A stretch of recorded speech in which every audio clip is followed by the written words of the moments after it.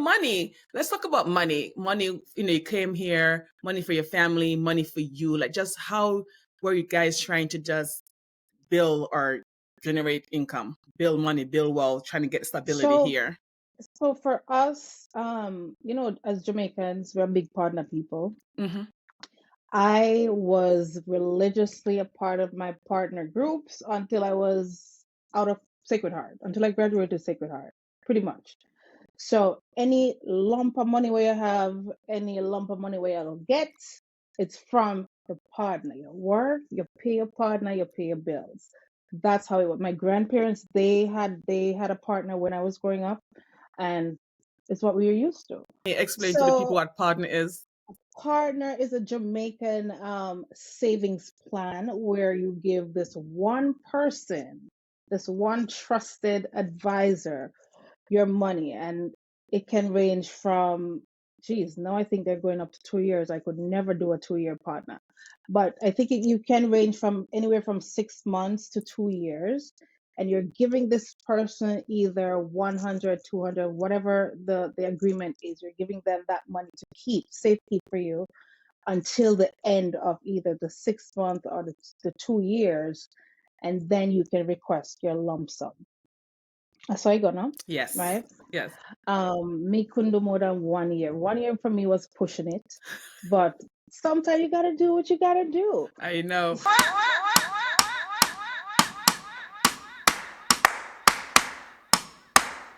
Are you ready for the?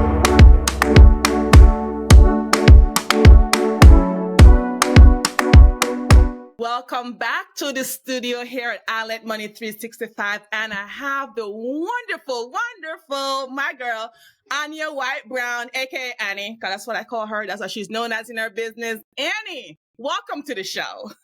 Thank you. Thank you so much for having me. Finally, I know. we'll make it happen. Make it happen. We'll make it happen. Yes, yes. Awesome. So you know what? Just give people the pitch. Are we just going to dive right in? Give them an elevator pitch. Are we going to dive right into this good stuff, guys? You're in for a good show today. All right. So real quick, my name is again, it's Annie, and I am the founder and owner of NaturalAnnie Essentials Candle Bar and Studio, and we're based here in Bridgeport, Connecticut.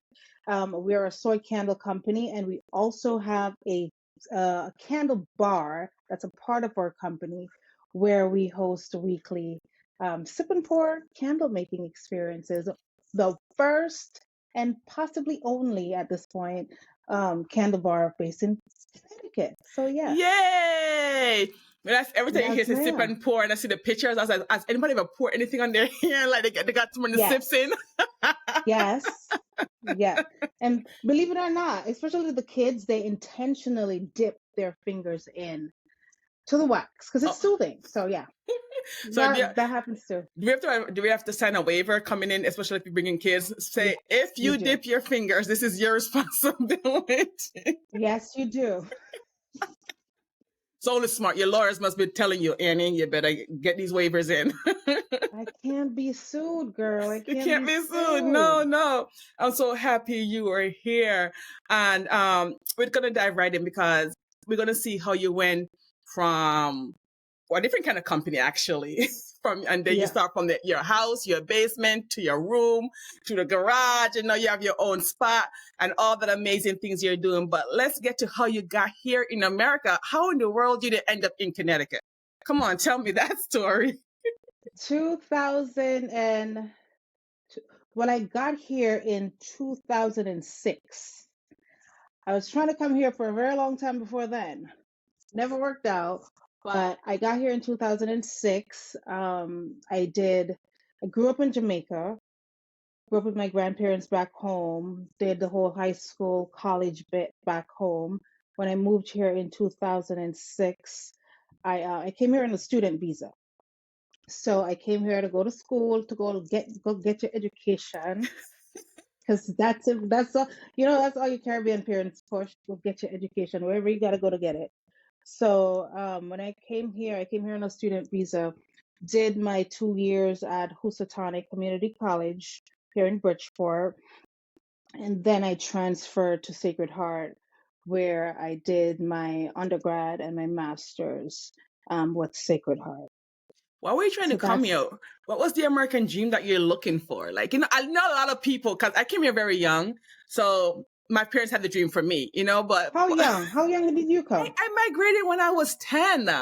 Oh yeah, you I was young. young. My husband came like you. He came to college here. So he called me, Yeah, I'm a Jamaican, but it's okay. yeah, Yankee. A Yeah, Yankee. Yankee. So why were you trying to get here? So something different. Mhm, I mean, I feel like every or most, not every, most Jamaican parents hope and wish for their kids to go abroad at some point for a better life. Not that it was bad at home. In some cases, yes, but not that it was always bad at home, but they just wanted more for you. They didn't get it, so they wanted you to get it. So I feel like for me in that case, I grew up with my grandparents. My parents actually moved to Italy when I was 4 years old. mm, So I grew up with my grandparents there, and it's always been their dream for me to have more than what they could ever dream of. mhm, So I was trying for years to get my U.S. visa to just come visit. I didn't want to. I didn't want to live. I just wanted to come visit my family in America back then. And even when I was going to high school, prep school in Jamaica, I feel like thinking about it now, I feel like almost everybody had someone that lived in the U.S. mm. So that was a thing for every kid. Summertime, you want to go foreign. The summer, you want to go foreign and come back. So of course I wanted to come too. Sure, that's funny. We didn't want to come foreign too. So I wanted to come. It never happened for me until I was 18 when I was able to come to college here. So, but yeah, that back then that was I wanted that for me too, for the fun of it, Exactly, right? for the So fun of it, what's the fuss? You see what the fuss is about, right? to see what the fuss is about. And sure, I wasn't so impressed. Why weren't you impressed? Like the American dream or what people big it up to Listen, be compared to the reality of it. Like, why weren't you impressed with the America that you I came was to? not impressed with the American dream for a number of reasons. So number one, because growing up, I always watched Disney. We grew up in Jamaica, and before we even get there, I grew up in rural Jamaica. There's a place named Saint Anne. Discover Base, matter of fact, let me even back it up. That's what I used to tell people. Like, hey, it's Discover Bay. If you know Discover Bay, you must know somewhere in St. Anne. But it's not even Discover Bay.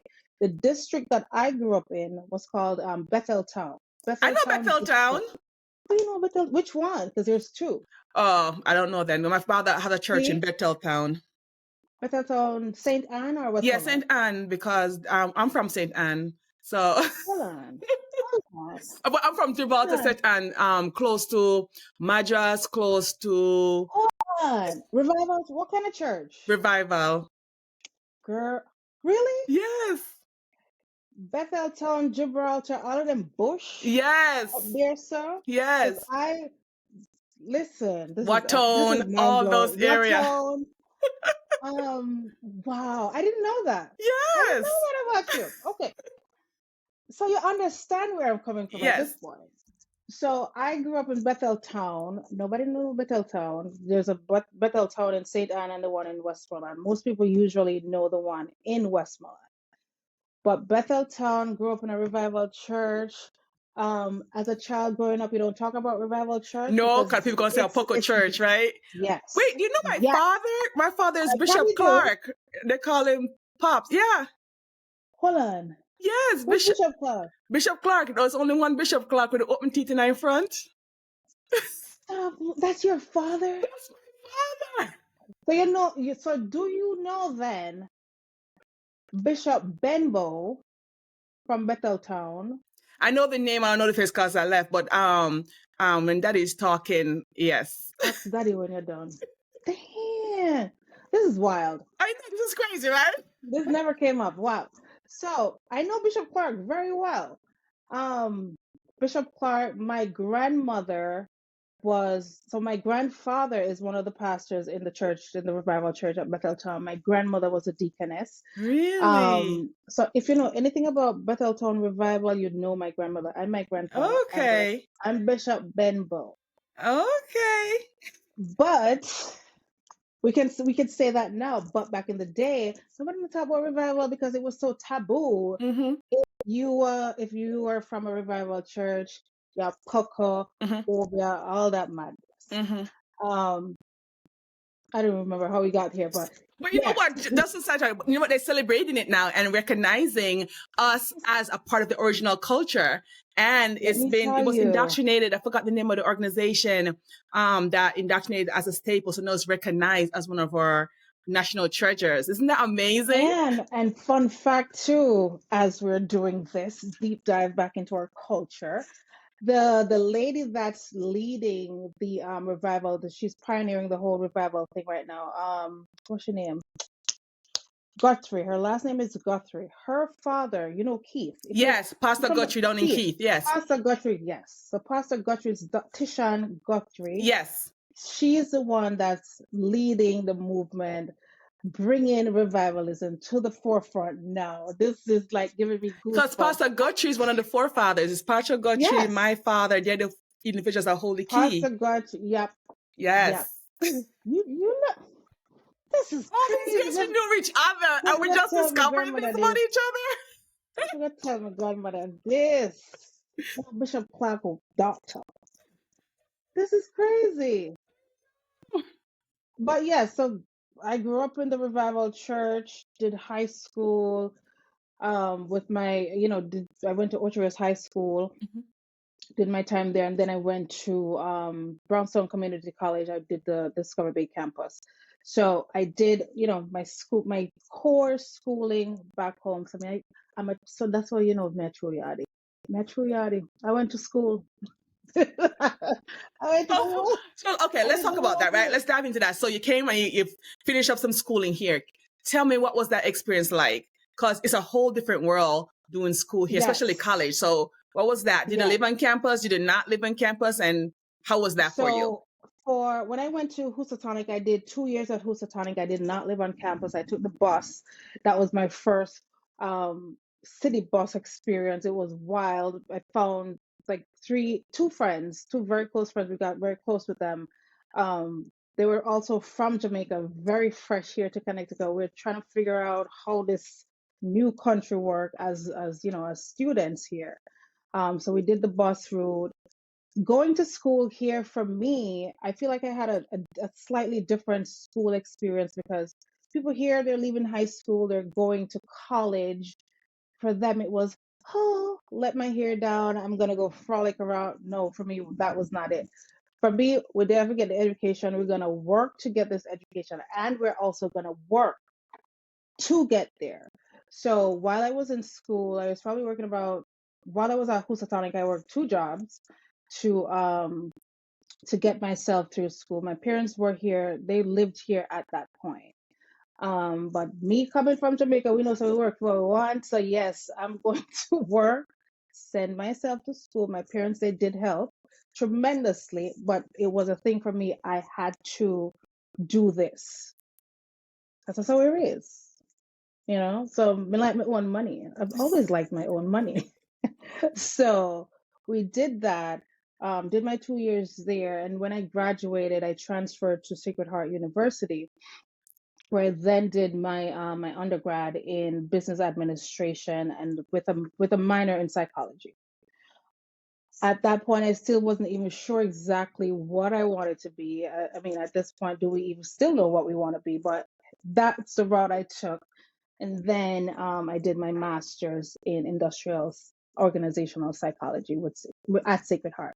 While doing at Sacred Heart, I probably had like 3 part-time jobs while I was still going to school full-time because, hey, yes, That's the reality of our world, right? it is. So did you It stay is. on campus, and how was that when it transferred For, over? yes, so I didn't have to because both universities were like 5-10 minutes away from where I lived. But at Sacred Heart, for my last year, I wanted to try the experience to see what it was like living on my own, because I've never lived on my own at that point. So I wanted to see what it was like living on my own. I wanted that college experience because living on campus is very much a part of that experience. So I I checked in, I booked in to my dorm. My parents said, "You sure you want this? Because you live like literally right up the street. You do not have to do this." So I said, "No, I wanted to try it." Tried it, hated it. I did not last. I didn't last. I don't think I lasted a month because I was now coming home every weekend. My mom said, "You're supposed to be on campus. This is what you're paying for. You pay to live there." But it was so different. The culture here is very different, and it was just hard. It Why was was just it hard. hard? Tell Like, me. Like, break it it down. is Why was it hard? different. So first of all, I had what? One, two, three roommates. I was in a room with another roommate. What was spread our bed? None talk. No bed, no. They don't make the beds. And I'm coming from, I grew up with my grandmother, so every morning you get up at Jamaica, you make your bread, you make your bed, you clean your room, you clean your area, tidy up the house, and go about your business. Here it was so different. Them roll out of bed, them roll into class. You roll out of bed, you roll into the bathroom, do your makeup, and you roll into class. I'm like, girl, you know, make your bed. That did not exist. They don't clean. People, it was just different. I was used to that and I wasn't ready to accept that in my life. So it was a hard transition. I don't think I made it through half the year at Sacred Heart. I stayed there because I was an RA, so it was my duty, it was my job to stay there. But the slightest chance I got to leave, I left. So And let's talk. to this day, my grandmother and my mother laugh at me because they were the ones who moved me in. And they were like, "We know this is not gonna work." I'm like, I have to try it. But okay, so let's look at your life back home to when you migrated here initially. What was that like? Because some people say, no, my life was much better back home in terms, because in terms of luxury versus when they come here, like, man, you are trying Oh to yeah, make it. my life was luxury back home. Now I know that. Now I know that because my grandmother raised me and one of my cousins. So it was just two of us. It's like they had two kids at home, me and my brother. I had my own room. He had his own room. We had our own spaces. We did what we were supposed to do. When I was in school, do school, come back. And even when I graduated, come see back home, I had my own space. I had my job. I had an internship at a bank in Jamaica. That is big. That is Stuck huge. in. You were stuck in the work in the heat. That is big. So coming here, it was so different because now I was transitioning now to a home with my mother, my father, and now I had two siblings. I had a brother and a sister, and coming here, it was a two-bedroom house, parents in one room and the siblings in one room. I'm like, but wait, all of all of us gonna stay here, sir? One room. One room, me, brother, and sister. Like that for me was huge. That was a big shock. I'm saying this can't happen. It would never happen back home. But yeah, I you're like, know. absolutely, where can they go, right? Yeah, where can they go? Where can I go? Because this is a little too much. Um, but we roughed it out. It was a rough couple of years. We roughed it out, and then my parents finally moved. Um, and we moved into a space where I had my space finally, Mm-hmm. and everybody figured out themselves after that. So money, let's talk about money. Money, you came here, money for your family, money for you. Like, just how were you guys trying to just build or generate income, build money, build wealth, trying to get stability So, here? so for us, as Jamaicans, we're big partner people. Mm-hmm. I was religiously a part of my partner groups until I was out of Sacred Heart, until I graduated Sacred Heart, pretty much. So any lump of money where you have, any lump of money where you don't get, it's from the partner. You work, you pay your partner, you pay your bills. That's how it was. My grandparents, they had a partner when I was growing up, and it's what we were used to. So that's what our savings was, and that's how our savings came about. So my work, pay my partner, get me on, and move And you and do live. my thing Can you explain what and do partner my is? thing. Obviously, I know what partner is, but can you explain to the people So what partner is? partner is a Jamaican savings plan where you give this one person, this one trusted advisor, your money, and it can range from, geez, now I think they're going up to 2 years. I could never do a 2-year partner, but I think you can range from anywhere from 6 months to 2 years, and you're giving this person either 100, 200, whatever the agreement is. You're giving them that money to keep, safekeep for you until the end of either the 6 month or the 2 years, and then you can request your lump sum. That's how I got now, Yes. right? Yes. Me couldn't do more than 1 year. 1 year for me was pushing it, but sometimes you gotta do what you gotta do. I know. So, I never did partner. My mom always like, "Why not doing partner?" My mom does partner. My grandmother does partner. And oh so my yeah, grandmother sent my kids, my family, my uncles and my mom to school. My mom hmm does partner, and I don't know why. well, listen, I'm like, just put it you in know, the bank. Give a high, just put it in the bank. You get interest I on it. With a partner, you don't. yeah, that's true. You know what? Funny enough, I asked my mom the other day. You ever wonder what if something happens to the person that's keeping all the money? Yeah. What happened to the Cause money? they're not banking it. They're just keeping it on their No. person. And if something happened to them, who do you go to? Like, there Exactly. is There's no, you're nothing. not getting back. You just lose It's just everything. trust. But you build a I don't community want to already. We think know, about we it. trust, and this is something we're going on in our Yeah. community for hmm generation, for decades, centuries. Yeah. So yeah. Yeah. So let's talk But about your yeah. entrepreneurial spirit. Where did that come from? So for me, I feel like, so when I was in high school, I used to, and I think that's where it kind of started for me. When I was in high school, I was always a chubby kid. My grandmother was always trying to find some ways for me to lose weight, for me to help manage my weight, to help manage my weight. So in high school, she got wind of Herbalife. I don't know where she heard about it from, but she got wind of Herbalife, and then she started me on a Herbalife plan for me to help me lose some weight. But then I was going to one of the meetings with her, and I found out that you can also sell Herbalife. So I'm like, all right, buy me enough. I'll take it. I'll see what it does for me, and I'll share it with my friends. I don't know where my friend I'm gonna get the money from. I couldn't care less, but I said, I will share it with my friends and see if they wanted to buy. Herbalife didn't work out because high school people in Jamaica cannot afford Herbalife. It's definitely not the right audience. But I tried. That didn't work out. So everything that I bought, I reused it and I got points for me because nobody else wasn't buying it. And it was a typical MLM. The more you sell, the more commission you earn. So Herbalife didn't work. I tried it. And then after that didn't work out, there was Avon. You remember Avon? Yes. So people were selling Avon, and the same thing, somebody was selling my grandmother Avon. And I'm like, okay, I like perfumes. So let me see how I can sell this too. This Because was in they Jamaica say or you can. America? No, that was in Jamaica. Oh wow. Girl, that was in Jamaica. So I'm like, let me see how I can resell this. Because that was the thing back then. Everybody wants to smell like.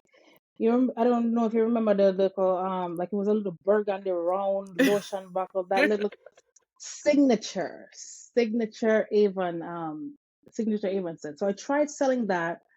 It never worked out neither because nobody never want to buy. Everybody I trust, but people in the community that I lived in, they were interested, but then trust more than all them peer. So that didn't work out. So I ended up with more of the stuff for me than it was. But I think that's how my entrepreneurial spirit started. hmm And in my last year of high school, when computer did just start get popular, I got a computer. I had a compact with a big back. Remember them computers? Yes.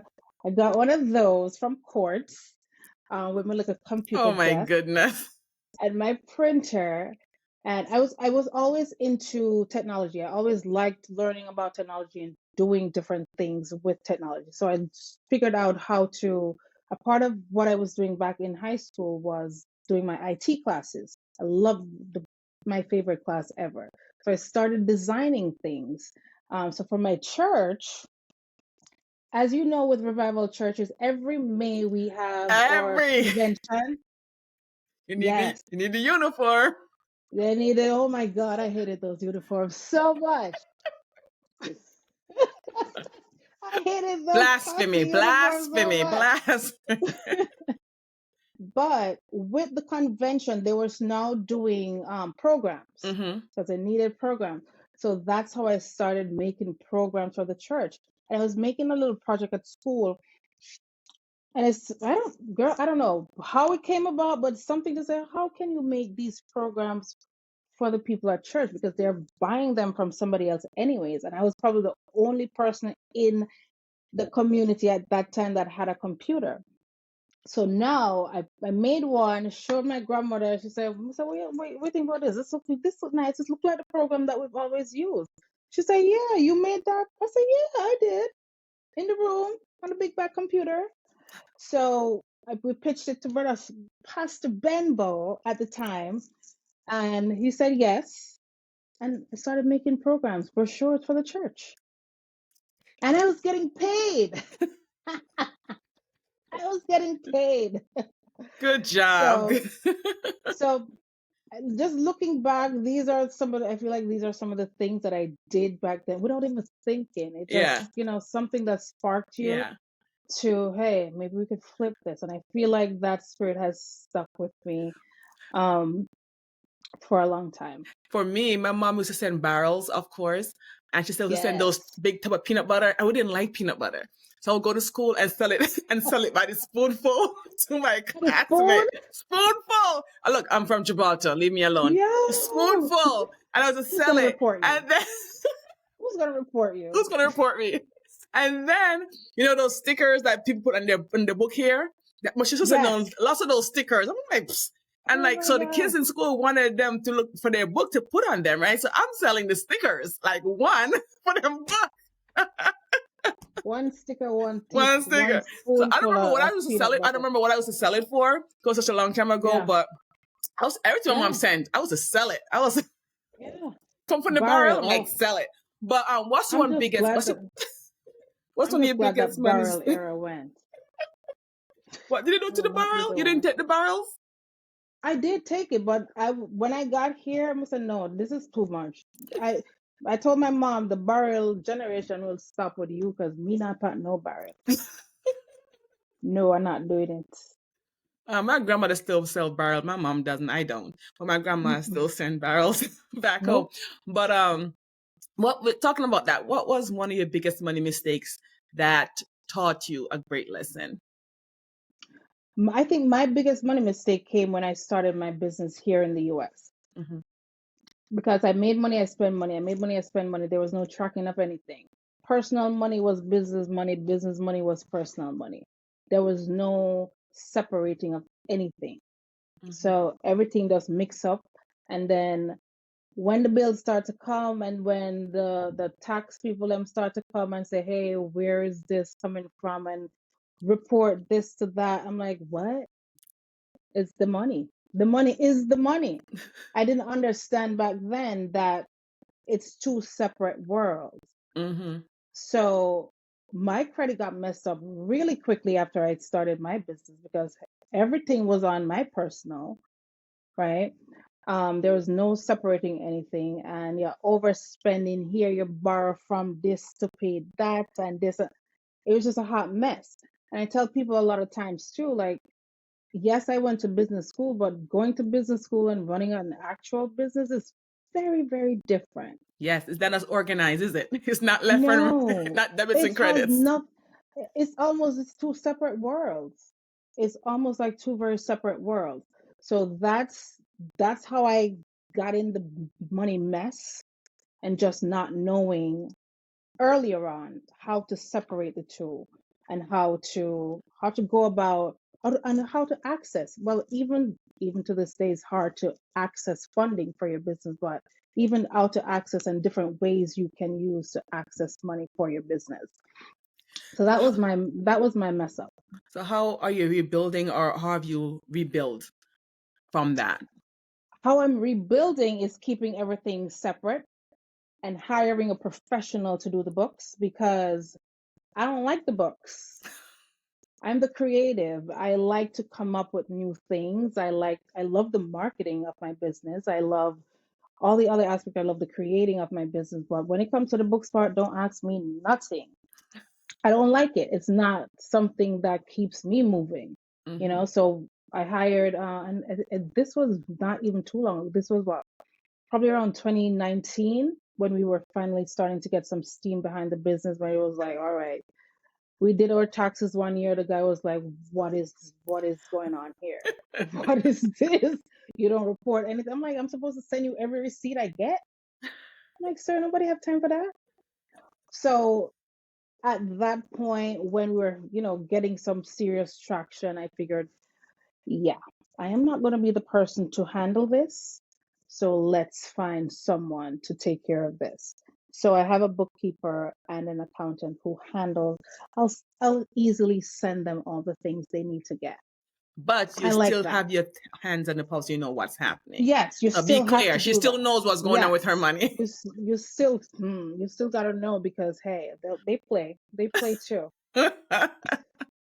They play around. They play Exactly. around. And this is your business. You need to know what's happening in your business. So Yes, and even not just for the financial part of it. I feel like every part of your business, you need to know everything that's happening in your business. mhm. Like if I don't have a clue how to make a candle, how am I gonna have someone making these candles? What happen if they leave? What happen if they're not doing it up to your standards? What happen if, hey, somebody's running the class, we're doing a candle making class. I've never taught a class in my life. How am I going to step in if somebody calls out? So I feel like it's still very important for me to be able to do every bit of my business.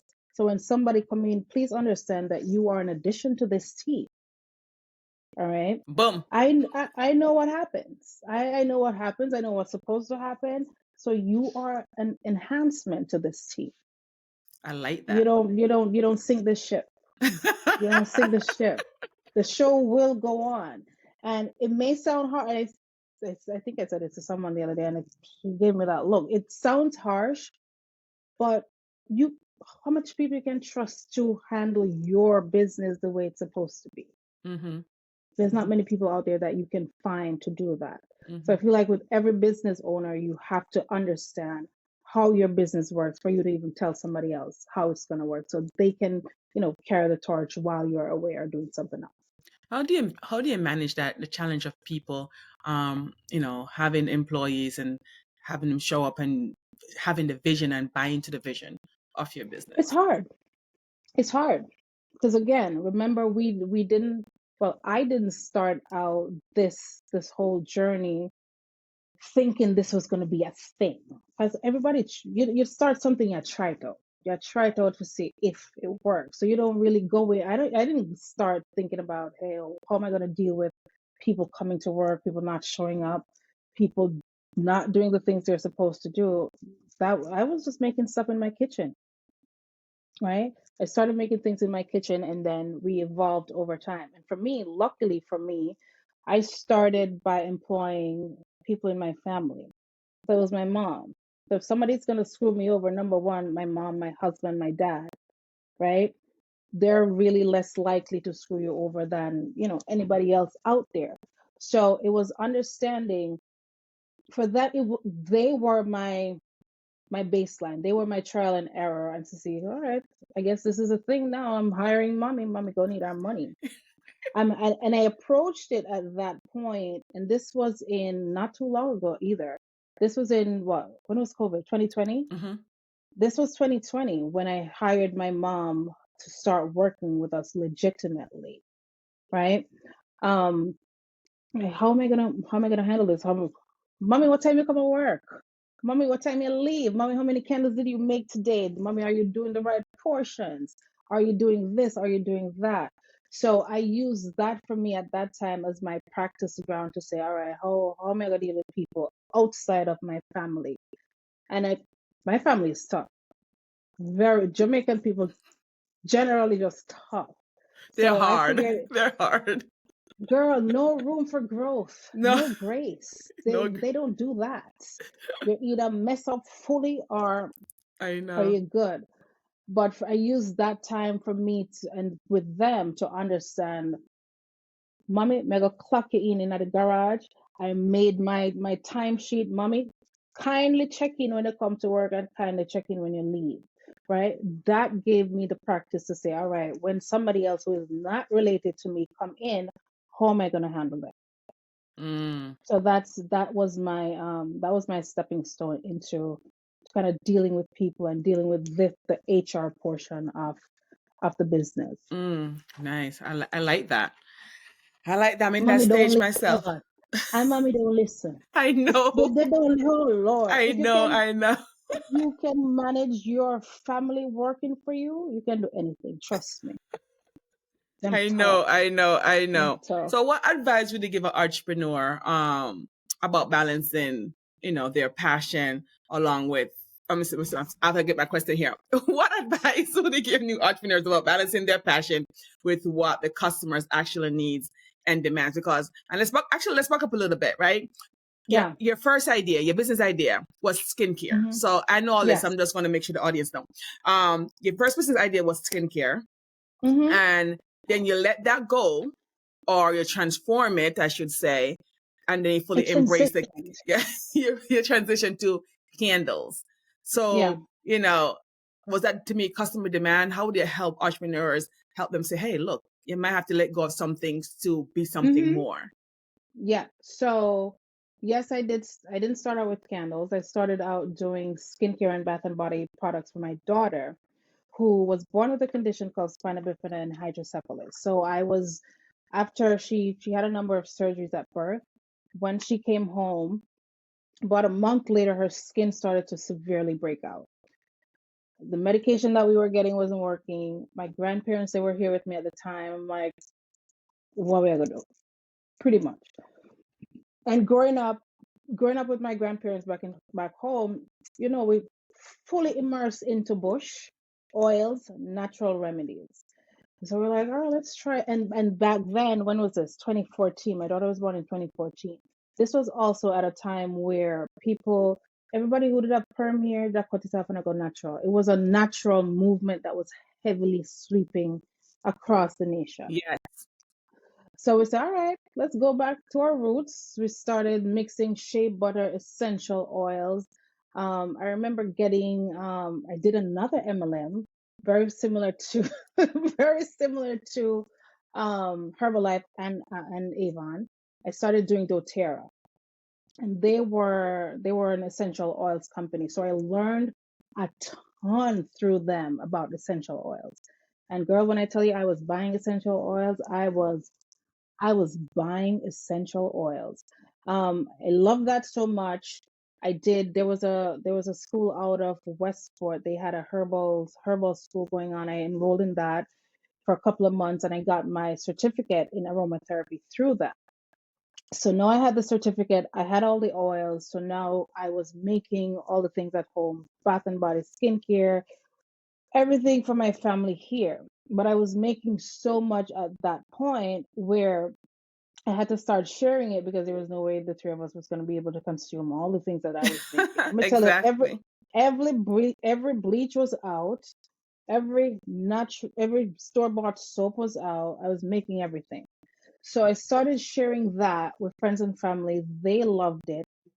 They were asking for more of those products. So yeah, my friend said you probably should, you know, why don't you just start selling this? Because she loved it, but she didn't want to make it. Mhm. I'm like, you know what? That's an idea.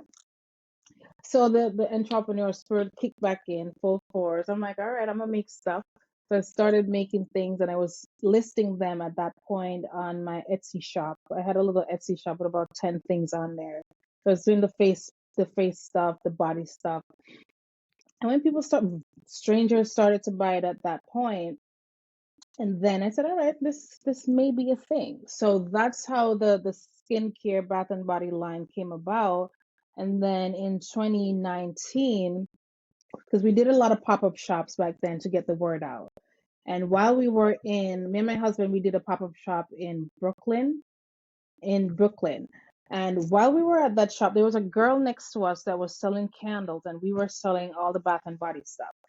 And people kept on asking, hey, you don't have a candle in the body wash scent. You know, people always want the things that you don't have, Yes. that type of thing.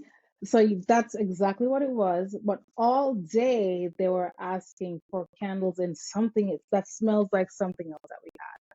So on the ride back from Brooklyn that night, my husband said, maybe we should try candles, because everybody wanted candles. And the girl that was next to us, she was doing she was killing it that day. She was killing it with candle sales. And I guess she was chatting up my husband and telling him about all the shows that she does in New York and how the candles sold out all the time. And he's probably looking like, yeah, we probably should try candles. So I'm like, where are we going to put that? Because at that point, we had all these stuff that we were making out of the home and selling. There was just boxes and things everywhere.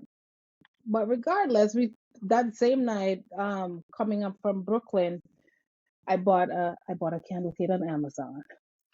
I bought a candle kit on Amazon. Just like that. Just like that. It came in 2 days, and I'm like, all right, we're gonna make this work. We're gonna make it.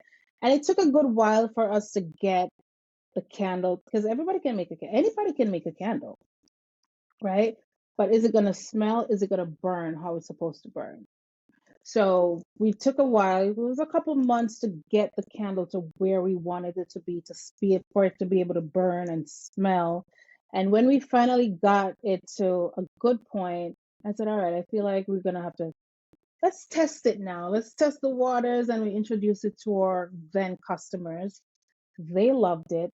And when I tell you, within about 6 months, candles were all we were selling, right? People want candles. I'm like, right, I guess this is where we need to be. So That's amazing. That's how we pivoted into candles, and the rest is history. That's what we're primarily known for. A lot of people don't even know today that we weren't a candle company to begin with. But that's one of the transitions, and that's how we got into I did my deep dive. I do my research. Yes, ma'am. So now you're in over 200 stores, right? Or is that still not the same? No. What happened now? So between 2019 and this year, we've sold our candles in over 1,000 stores. Oh my goodness! You need to update your website. I do. You're in over 1,000 stores in the U.S. and internationally. Yes. Where international are you? So we have a store in Ghana that carries our candles. It's a perfume store, perfumery. They carry our candles. They've been carrying our candles probably since around 2021. Oh my goodness! So they've had our candles. And stores go and come. Some open up, some close down. But regardless, we've been in over 1,000 stores. Annie! We had a few. Annie! Yeah. I'm so excited for you. You did that. You did that. And I'm telling people, tell them it's from the kitchen, because I wrote it down. I was like so impressed. From the kitchen to the studio. No, you're skipping the washroom. So we went from the kitchen to the washroom. Then we took over the entire basement. Then we went to my garage and a little piece of my mom's backyard. And then in 2020, we secured the studio on Connecticut Avenue. Oh my goodness. So which is like two blocks from where I used to live as a child. I think we were meant to be. We were meant to be. Because that used to be, actually, that place used to be a Salvation Army. Yes. And that's where I used to shop when I first came here, because my mom couldn't afford much. And there was a lovely lady in there who, when I walked in, always give me a puzzle box. And she always had little things put aside for us. They get things. So when I walk in, she know us, that tells you that's where we shop. That's our means. And she always had a little bag for us. And I was like, God bless that lady, because she don't know what she did for my mother and I.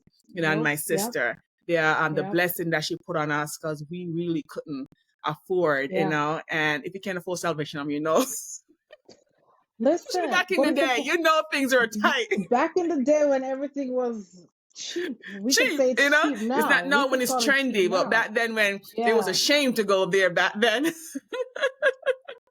And it's crazy because you get a point, you know, you're, and I tell people I'm far from where I want to be. Hmm. But you get to a point where and that's why I like doing, some of these podcasts, because it forces you to sit back and reflect on the journey, Yes. because you're so entangled in the everyday hustle and bustle of running the business. Oh, the business is draining me. This is not going right. Nothing is working. But then when you really sit back and look, all the things that you've done, Yeah. it's like, oh, damn, girl, relax. Relax. You did that. You did all of that. You can Yeah. do, take a breath. You Enjoy the season can, you're in. yeah. But you really don't. You Yeah. really don't when you're in, like, and for a lot of people it's different, because when this is what feeds your family, Hmm. it's a different road than when, hey, this is my side Yes. hustle. Yes. It's a definite, You know, definite it's different a road. very different path. So, but it's really good to be able to sit and just, wow. I was like, dang, girl, you were in over 1,000 stores. You were in Michael's. We were in Michael's. Oh my We were goodness. featured in Michael's in 2021. In all all the US Michael stores. Canada had us in there. I'm like, damn, funny little Jamaican girl from Bethel town when nobody don't know, in Michael's. I know. That's huge. That's a big deal. That's a really big deal.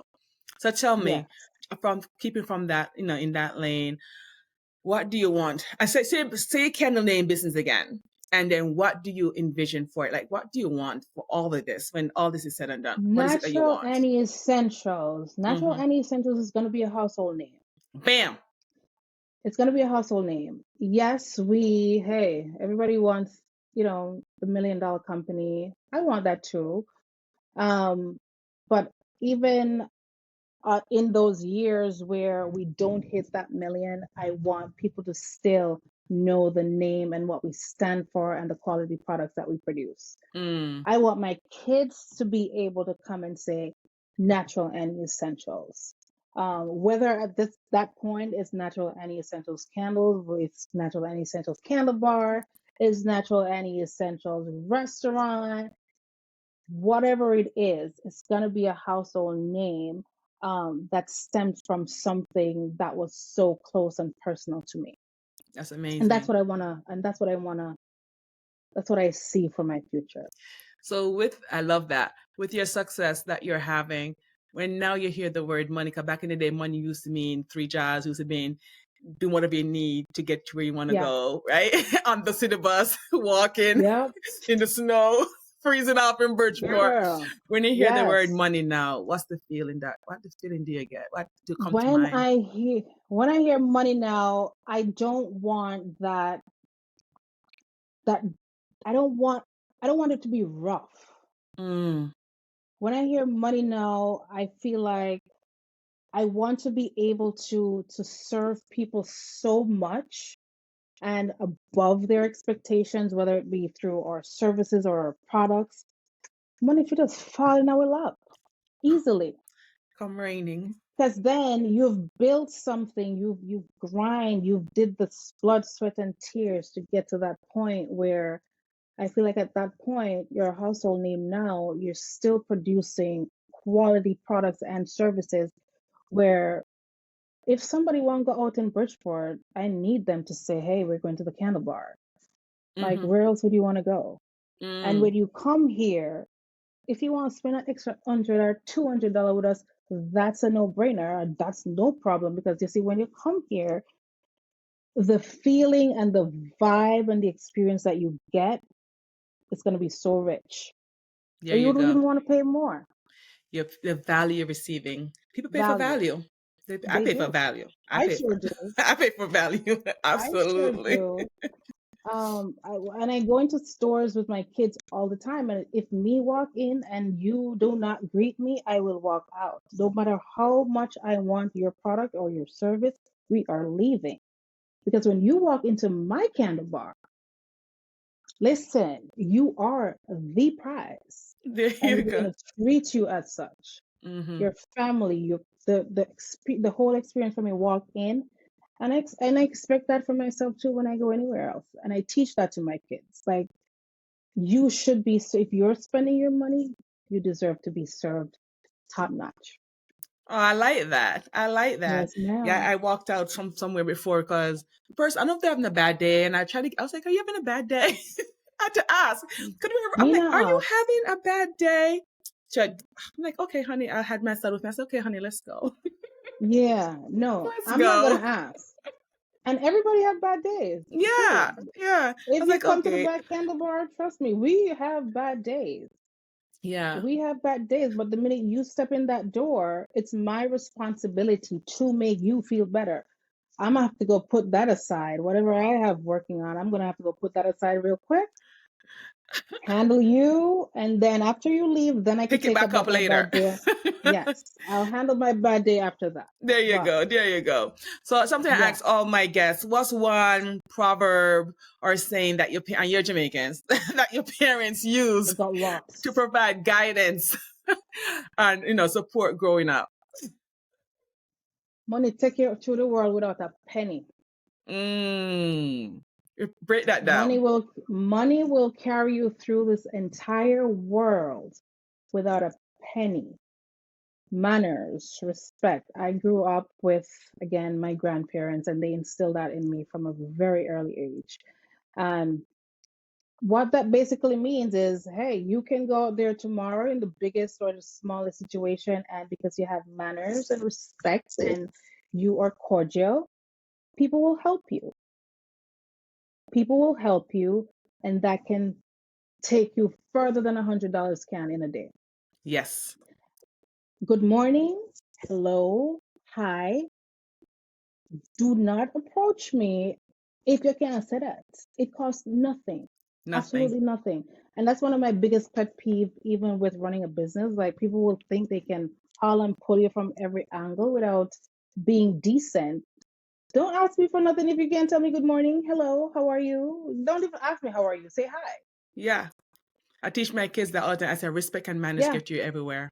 Yeah. without a penny, Without- every time. I Every like time, that. because trust me, I don't have a lot of pennies, but manners and respect, I have it. Yeah. I have it, Exactly. and I show Exactly. people respect and I show people love, and that has taken me places to open some doors for me where people was like, "How you get in this stuff?" I don't know. Hey, maybe I said good morning. Did you? Did you? Did you say good morning? Did you say hello? Sing your song. Good Yeah. morning. Don't. Good Uh, morning. I come to greet you. No, don't do it. Don't do it. Don't do Listen, it. Where can Revival was trending on TikTok. Hello. really Yes, Revival was trending on TikTok. get out of it's just so different. The world has changed so much. Has It's changed so much. beautiful. It's I love it. I beautiful. love it. It So where gives you can they find goosebumps. you? You could find me on my website, NaturalAnnieEssentials.com. I am on Instagram, TikTok, Facebook, Pinterest, but most importantly, join the email list to stay up to date with all the happenings with NaturalAnnieEssentials.com, whether it be your online candle store or the candle bar. And we have big things in store for the candle bar that we're working on. So, yes, I'm so that's the excited place to for you. be. I'm so I excited am for too. I'm excited, nervous, but excited. That's good. You're doing amazing Nervous. things. I'm so proud of you. And I'm his biggest supporter. I'm like, "Psst, all right, all right. I know, girl. I know, girl. How big is your Thank team? you. So right now, our candle bar team is four of us. Mm-hmm. About four of us. Mm-hmm. And we rotate based on volume, because we can host up to 72 people in our candle bar right now. We started out being able to do 10, and now we can do 72. So we need a bigger team to be able to gather, keep them in check, Oh make sure they have a good man. time, make sure they're making them candles real good. So it's about 4 of us in person, and I have one girl that helps me out with the online stuff, whether it be email, customer service, just stuff with the website and stuff like that. That's awesome. Are you going to go back home, or are you going to stay here once you hang up the curtains? I You mean never for asked real, for anybody real? that, but it's a good because I was just thinking, looking at you, and I'm like, what are you going to I do? look like me ready. Look You like look me like ready, you're ready to right? go back. Yeah, yeah, I am. I really am. I am so well, but I have to be careful because I have kids now, and it's very different. It's not just me. If it was just me and my husband, easily, me gone about me pack up about my things. And did I tell you that back when the first year that I moved here, um, within like 3 months, in December, I came here the July of 2006, and December, I pack up about my things. Them, they said, no, I'm not staying here. I'm going home. I cannot do this. This is not for me. America is not for me.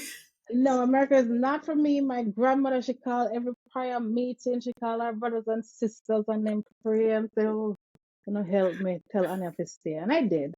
But if it came to the point where now, girl, do you want to stay here or do you want to go? For real, I would go home. Oh, yeah. I would go home. I No know. joke. I know. I know. Me I down hear to. it.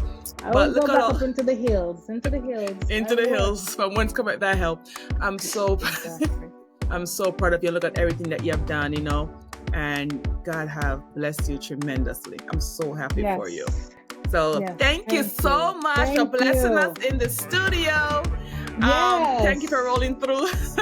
Finally, I got you on here. We finally made it happen. What I was know. this, a year? No, it's been 3 years I've been trying to get you on here. Oh, God. It's okay. You're building. So thank you for coming through. But don't hang up. Until next time, remember, keep your money IRA. Yes, ma'am.